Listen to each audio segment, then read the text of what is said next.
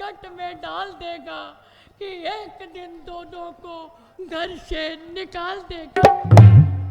और कौशल्या, जिसे तू बहुत ही पवित्र हृदय वाली समझती है ना, वो तुम्हें दासी बना कर रखेगी, महलों में झाड़ू लगवाएगी, बर्तन साफ करवाएगी, अपनी जूतियां उठवाएगी।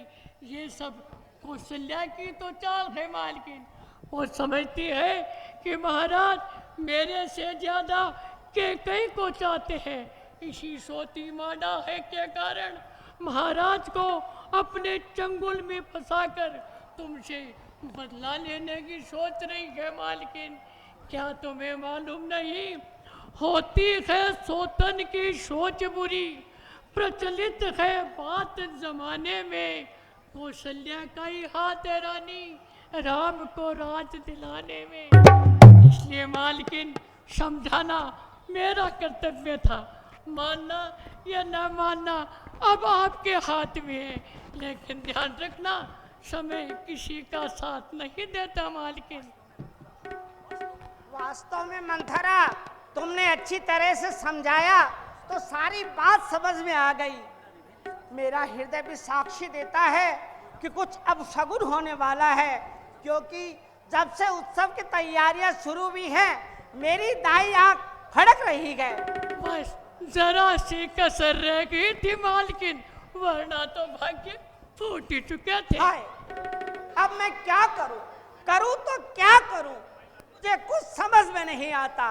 नहीं नहीं मालकिन, अभी तो ये सारा राजकाज तुम्हारी मुट्ठी में है। मुट्ठी में है? भला वो किस तरह से?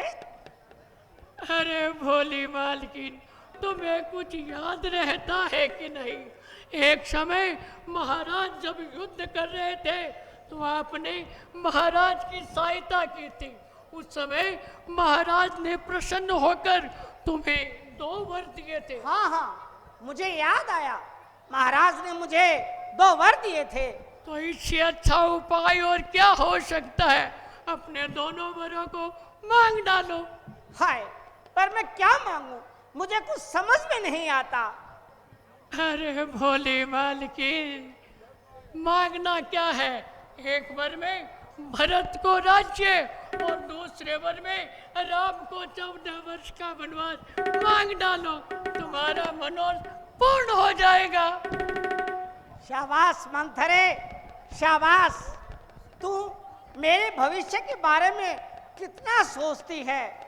मेरा जीवन हुआ मशवीरा और ये ध्यान तुम्हारा मैं ना भूलूंगी है मंथरे, ये एहसान तुम्हारा।